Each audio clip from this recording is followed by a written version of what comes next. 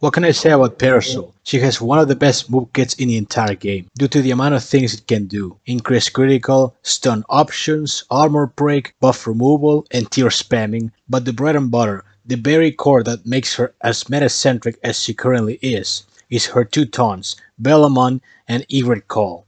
The first is an immunity taunt, which immediately boosts her in terms of utility, but other characters also have access to immunity taunt. It's Egret Call that separates her from the rest. Rather than being an actual taunt, it's instead a cancel, with instant recovery compared to a regular taunt. And it comes packed with precision, letting Parasoul bypass enemy abilities. You gain very few stacks, but this can be made up with enough special cooldown. About the tier gimmick, they're usually laid as mines after combo finishers, grabs, and a few moves. These can be detonated with a charge attack or preferably napalm trigger. Alternatively, you can keep them on the field to contribute to the marquee effect. Spoiler warning, critical mass is the better of the two. That way she'll be dealing massive damage. In conclusion, Parasoul's kit has a notorious lot of features that can open the gates to success in Rifts especially.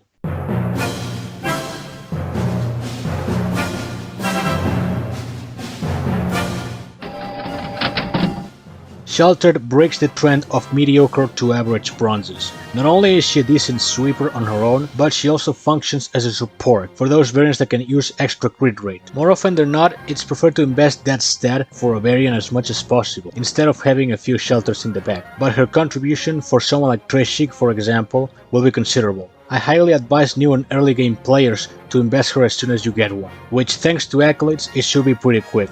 Beginner's luck!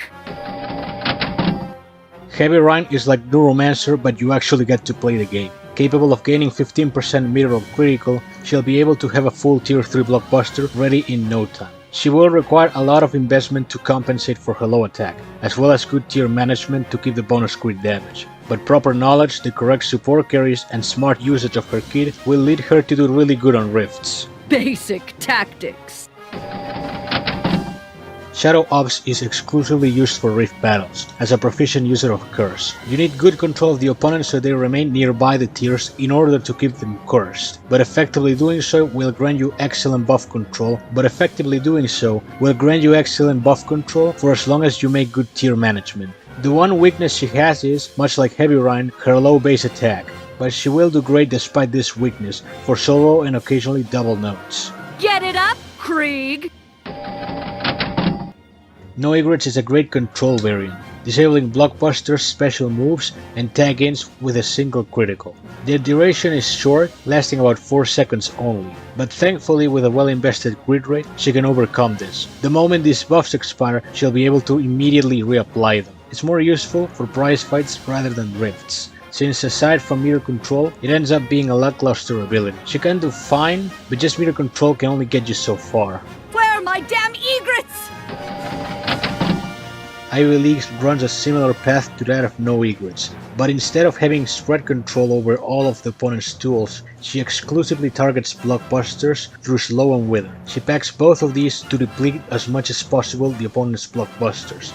And again, much like No Egrets, she'll be pretty limited in Rifts. Actually, she may have it worse, as she just controls blockbusters only and not specials and tag-ins. At least she gains the upper hand in terms of attack, but at the end of the day, I'd say it comes to preference and resources, whether you'd build Ivy over No Egrets and vice versa. Useless egrets! Princess Pride has been considered completely useless in the past. Nowadays she's a passable option thanks to easy recovery. She's still considered niche in general, primarily because while her recovery capabilities are fine, the likes of Bio Exorcist and Bloodbath, for example, usually fare much better from a direct offense perspective. If she were to be used defense-wise, then she's going to perform very poorly, and the AI feels like repeatedly using it and chaining a charge attack afterwards. Even then, you should be able to easily take her down despite pulling this off, so I don't recommend her for defense. It's like a truck!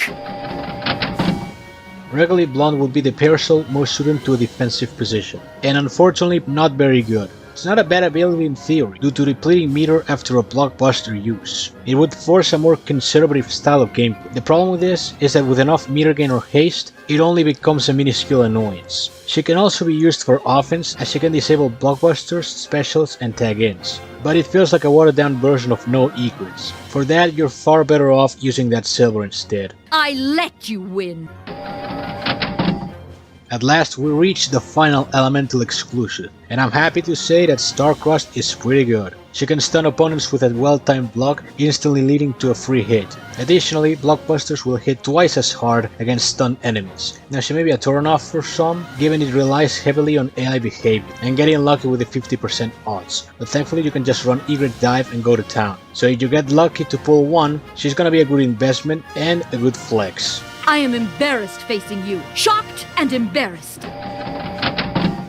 Primed is an excellent hard hitter. Gaining enrage out of spawning tiers, she'll consistently reach several stacks at once. And much like Sheltered, hits boosted by both critical mass and enrages will lead her to deal outstanding damage. It's often depending to preference whether you may like Shelter or Primed. It's depending to preference whether you may like more either Shelter or Prime. If you'd sacrifice base attack for faster 5-stack enrages, or slower but more consistent enrages and a more considerable attack. I personally prefer Prime due to the extra stats, and slotting in an Eggplant shower is 3 enrage stacks for free. So overall, I highly recommend her when you get your hands on one. Back to the dumpster, child. Risky Ginger gets considered a bad variant due to her ability revolving around intercepting the AI. As the name would imply, you need to use a riskier than usual approach against opponents to get the most of it. Succeeding with this will lead to dealing absurd amounts of damage, as she's the only Parasoul with access to Death Park. And if you've been paying attention, that's a big fucking deal.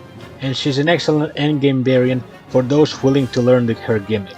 I would say though, Prime is still the preferred option due to generally being easier to use as well as cheaper, but don't disregard Risky's potential. Her proficiency depends entirely on your skill. You picked the wrong bitch to mess with. Mamma mia!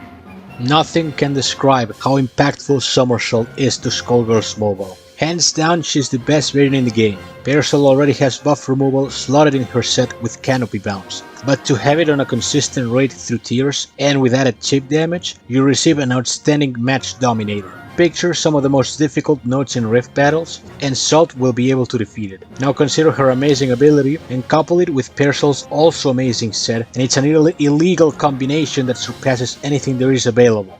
Also, her tier detonation gimmick can have its uses, as a potential alternative to Egret Call. It's generally not favored due to keeping tiers being more beneficial, and Call being faster, despite giving less precision stacks compared to detonation. Needless to say, this is the variant where the developers met on a boardroom to discuss natural diamonds, and Mighty Zug said, well, we need to have at least one variant where we do everything as well as we can, just to show the player base that it is possible to make the perfect variant, and we have done it.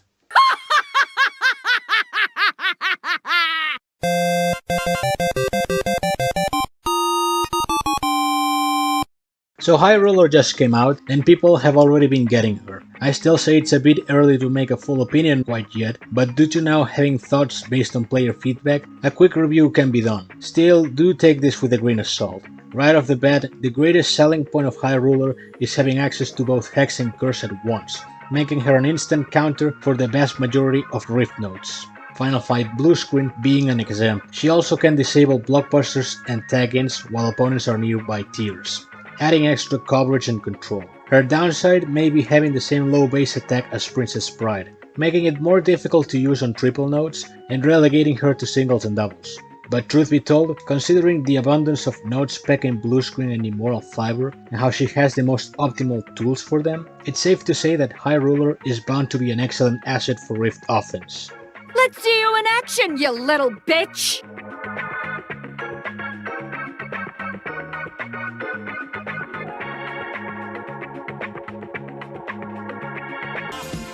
Guys, my XSplit is legitimately frozen and I can't click anywhere. I can't click out of this. I'm legitimately frozen. Great, I'm stuck. The window is fucking stuck. I can't. I'm trying to delete. Help me. Fuck, I can't fucking get the window. And this is fucking Disco Star Wars keeps playing. Help me.